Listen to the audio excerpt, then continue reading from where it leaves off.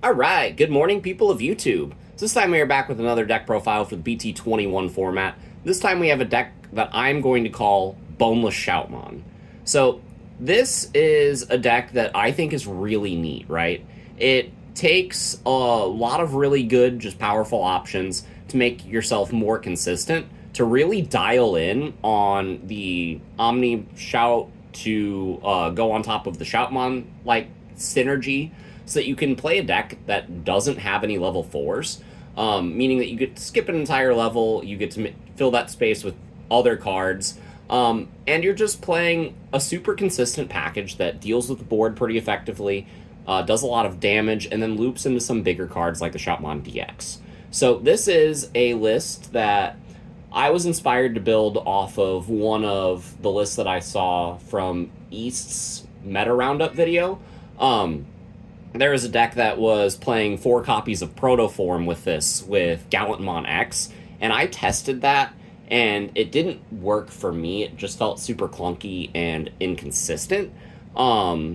Maybe I was doing something wrong, but this list kind of dials in on just playing cards that gain value from being played or digivolved. So, like, you can double cross on top of the omnishout, or you can just use the omnishout when attacking, or the end of attack, to blow itself up, and then play this for full digicross and make it super cheap. So there's a lot of versatility in this deck, a lot of avenues that this deck can take its plays, and I hope you guys like this kind of video. So again, shout out to East for providing me with the video, and shout out to the one hooligan in Japan that came up with that idea to play 4 Gallon X. But yeah, if you like this kind of content, like and subscribe, and we'll go ahead and get into the card by card.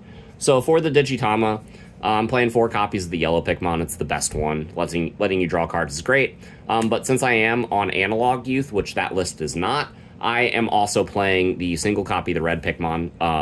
And this also serves as another way to make sure that you have an Omnishout underneath your Tamers for the loop. So those are the Digitama. We are playing 4 copies of the BT19 Shout for the start of the loop. We're playing 4 copies of the BT21 Shoutmon, because this is the best one to put in the raising area. You can promote this and then activate a scramble and then go into an Omnishout for free, and that's really nice. Also, being able to pull these cards back with the scramble at the start of the turn is kind of broken, considering what you can do to follow that up. So it's really nice, and these cards having Inheritable Rush means that they synergize extra well with the scrambles. I wanted more Shoutmons, so I am playing 2 copies of the red one from BT10. The on-play Search Some Pieces. It's pretty nice. It's definitely not the best, but we kind of make do with what we got. And then I'm on 3 copies of the Darulu Cannon. I didn't want a lot of cards that evolved for 1 in the back, which is why I ultimately cut the Ukos from this.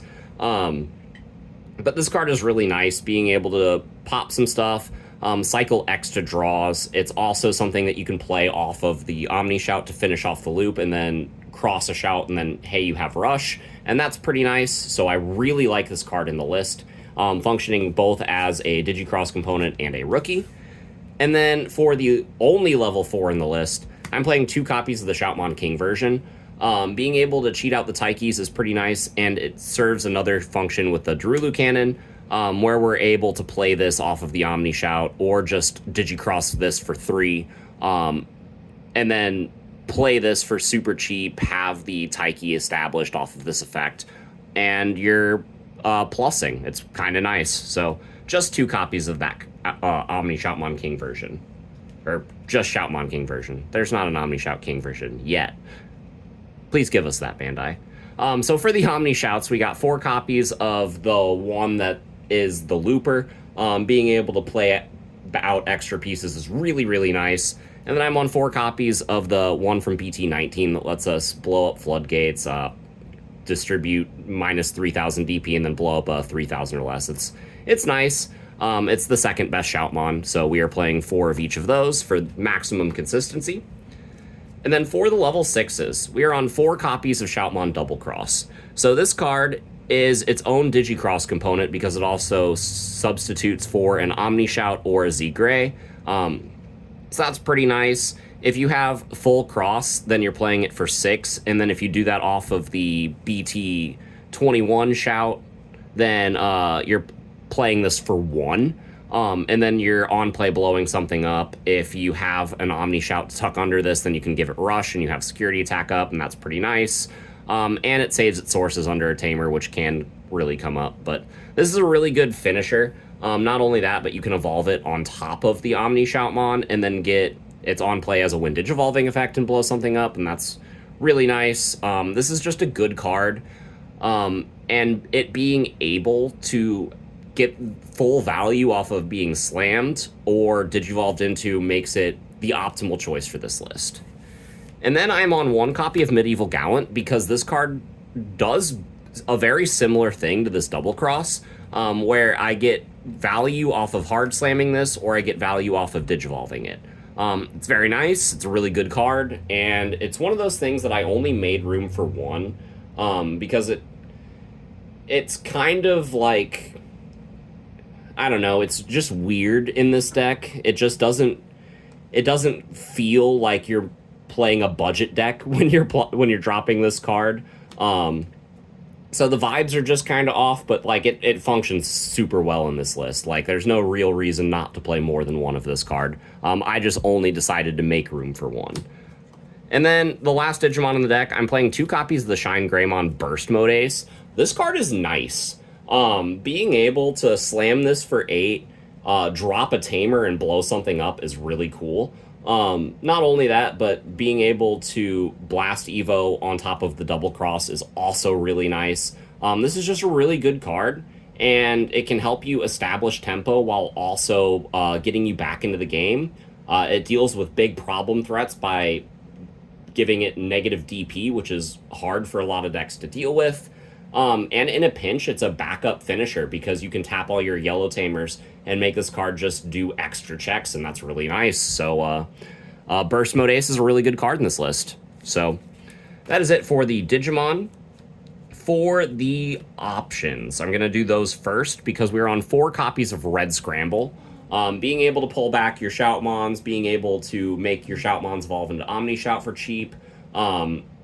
This is a really good card. You can even use this to go into something like the Medieval Gallant.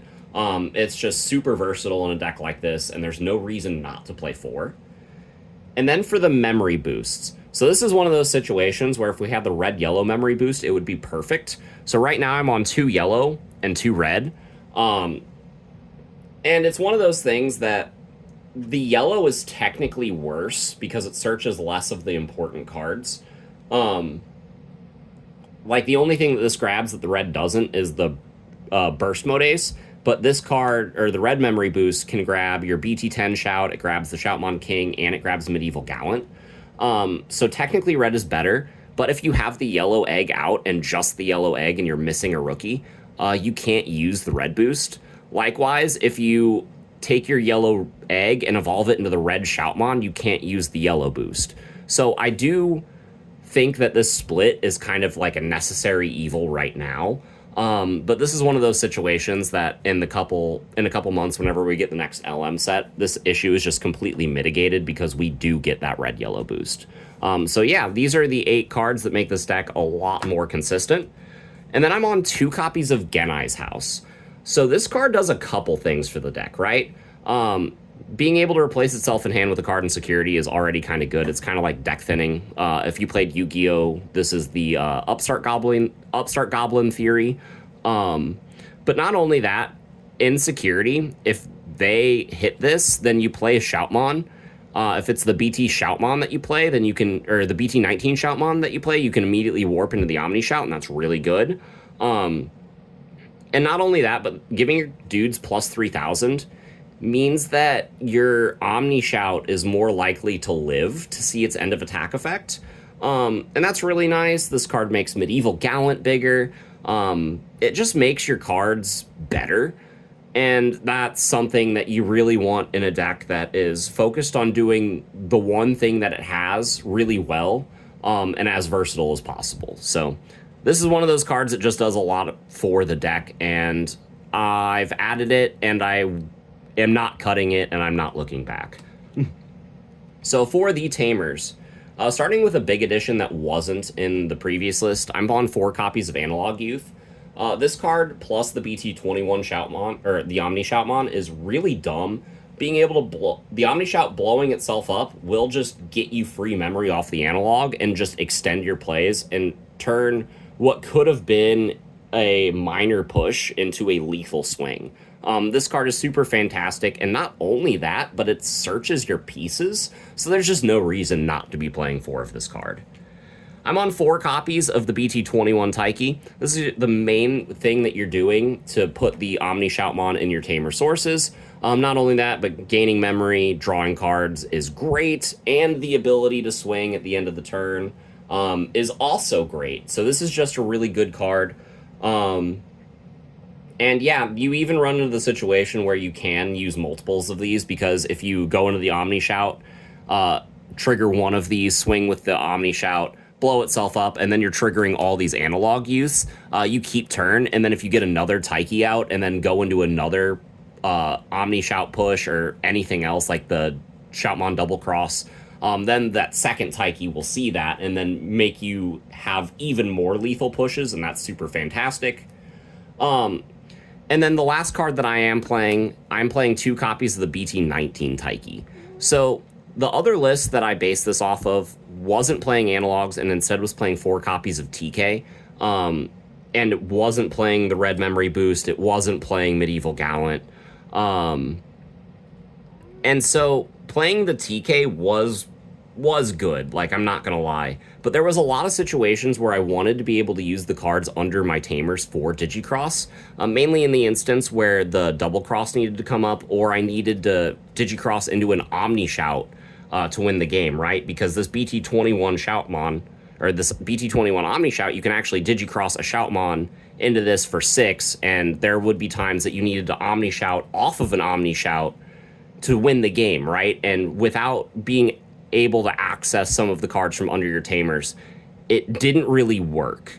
Not only that, but I did decide to add the King version, and so I wanted more copies of Taiki to play off of this. So this card just fixed a bunch of problems just in one fell swoop, and it was a very good addition to the deck. So I really like it. But yeah, that is the list. It's a super straightforward deck list that plays a lot of 4-ofs, and there's not really a lot of surprises, but the surprises really come in how you pilot this deck, right? There's a lot that this deck has going on, and it can pop off really at any point.